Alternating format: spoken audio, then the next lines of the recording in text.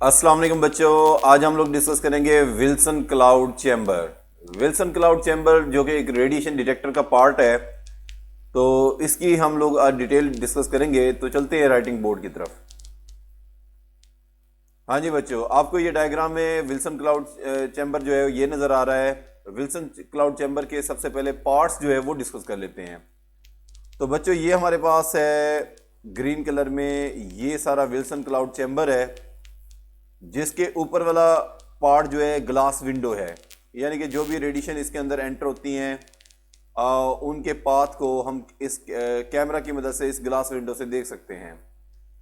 यहाँ से radiation enter हो सकती हैं, इस पॉइंट से यहाँ से रेडिएशन इसके अंदर एंटर हो सकती हैं, और रेडिएशन यहाँ से एंटर हो सकती हैं। रेडिएशन कौन सी होंगी? ये अल्फा बीटा या गैमा रेज होंगी, जो कि इन दोनों साइडों से एंटर हो सकती हैं, और उनके जो पाथ विजिबल होंगे, ये देखें, याद रखें, अल्फा बीटा और गैमा रेज इनविजिबल होती हैं, लेकिन जैसे ही ये रेज इसके अंदर एंटर होती हैं तो ये इनके पाथ को विजिबल बनाते हैं, और उन विजिबल पाथ को हम ग्लास विंडो से कैमरा की मदद से ऊपर से देख सकते हैं।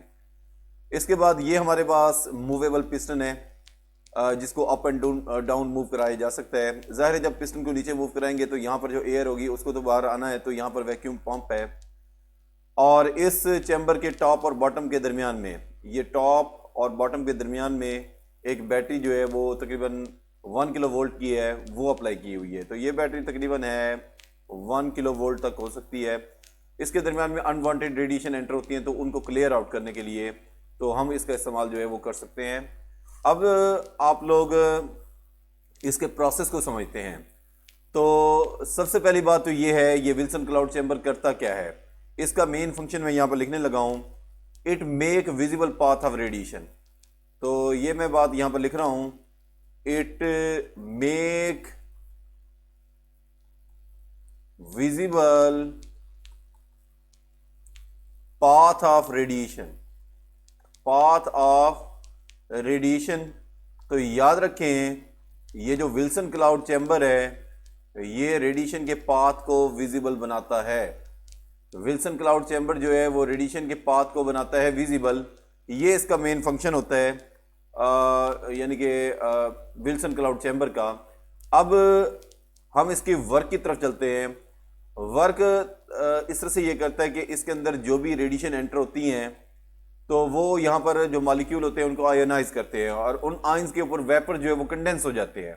दोबारा मैं रिपीट करूँगा, जब भी ये रेडिएशन, चाहे वो अल्फा है, बीटा है या गैमा है, जैसे ही इस चैम्बर के अंदर एंटर होती हैं तो वो अपने पाथ में जो मॉलिक्यूल होंगे उनको आयोनाइज करेंगी, और उन आयंस के ऊपर वेपर जो है वो कंडेंस हो जाते हैं। आपने देखा होगा कि ब्लू स्काई के ऊपर जब जेट मूव कर रहा होता है, जब हवाई जहाज मूव कर रहा होता है, तो उसके पीछे एक सफ़ेद कलर की लाइन बन रही होती है। आमतौर पर लोगों को ख्याल होता है कि जी ये धुआं है उसका, लेकिन एक्चुअली ऐसा नहीं होता। जब वो मतलब जेट प्लेन मूव कर रहा होता है तो वो हीट रिलीज कर रहा होता है। उस हीट की वजह से वहां पर जो मॉलिक्यूल होते हैं वो आयोनाइज हो जाते हैं, और उन आयंस के ऊपर वाटर वेपर जो है वो कंडेंस हो जाते हैं। आपने देखा होगा कि वाटर जब भी कंडेंस होता है, आइस बनता है, तो वाइट कलर उसका बन जाता है, तो तभी जो है वाइट कलर की आइस बनती है। तो वहां पर भी एक्चुअली ऐसा ही होता है कि वो जो आयोनाइज हो जाते हैं हीट की वजह से, तो उनके ऊपर वाटर वेपर कंडेंस होते हैं, जिससे वाइट कलर की मतलब एक लाइंस जो है वो उस एरोप्लेन के पीछे बनती है। यहां पर भी ऐसा ही होता है कि जैसे ही रेडिएशन एंटर होंगी तो वो आयोनाइज करेंगी, और यहाँ पर जो वेपर्स होंगे वो उनके ऊपर कंडेंस हो जाएंगे, और जब ये वेपर्स उनके ऊपर कंडेंस होंगे तो वो हमें उनके पाथ को, रेडिएशन के पाथ को विजिबल बना देते हैं।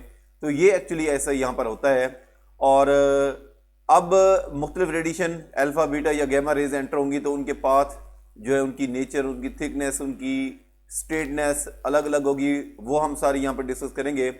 और यहाँ पर ये बैटरी का मैंने जैसे पहले बताया, ये तकरीबन 1 किलो वोल्ट तक हो सकती है, और इसका काम जो टॉप और बॉटम के दरमियान में ये बैटरी लगाई हुई है। अगर कोई अनवांटेड रेडिएशन एंटर हुई है और उनको आप लोगों ने क्लियर करना है, तो ऐसा है कि इसकी मदद से हम उनको क्लियर आउट कर सकते हैं।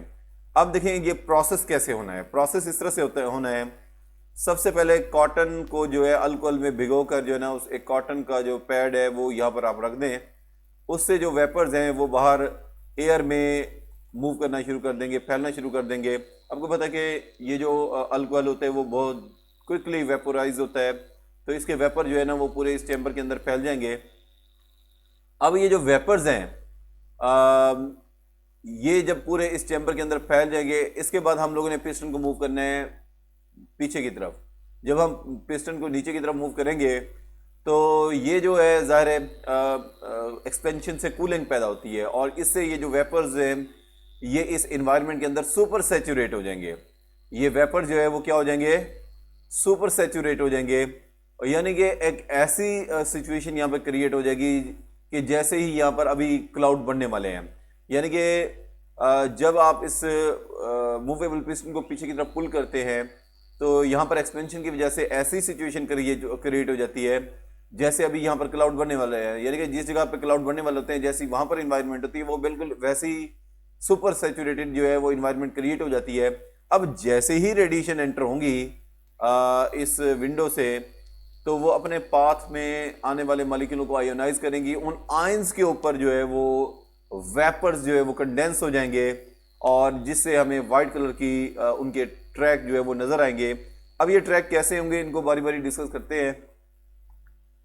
अगर हमारे पास है अल्फा पार्टिकल, तो अल्फा पार्टिकल की सूरत में थिक और स्ट्रेट, तो अल्फा पार्टिकल की सूरत में पाथ बनेंगे थिक और पाथ बनेंगे स्ट्रेट। थिक और स्ट्रेट। अब ये मैं आपको बताता हूं थिक और स्ट्रेट क्यों बनते हैं। तो थिक और स्ट्रेट जो है ये पाथ यहां पर बनेंगे। अब सवाल यह है कि यहां पर थिक क्यों बने। थिक इसलिए बने कि क्योंकि अल्फा पार्टिकल मोर आयोनाइजिंग है।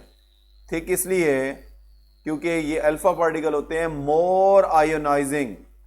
अल्फा पार्टिकल मोर आयोनाइजिंग होते हैं इसलिए ये पाथ थिक बनते हैं, क्योंकि आयोनाइज ज्यादा करते हैं इसलिए इसके पाथ ये थिक बनते हैं।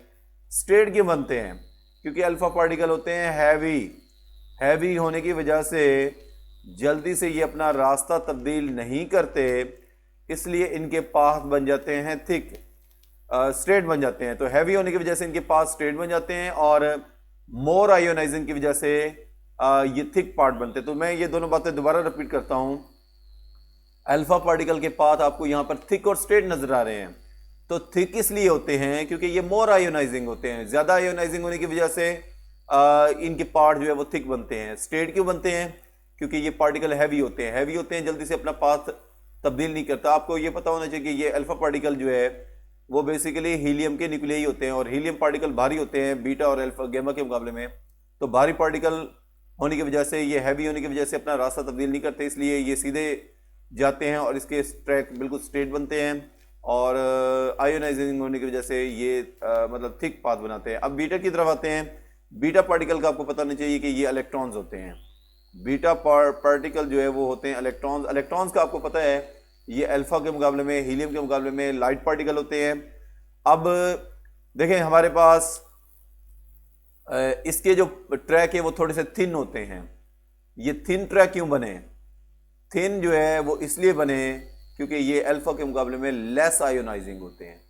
तो अल्फा के मुकाबले में लेस आयोनाइजिंग होते हैं, इसलिए बच्चों ये इसके जो पाथ हैं वो थोड़े से जो है ना वो ट्रैक जो है वो थिन बनते हैं।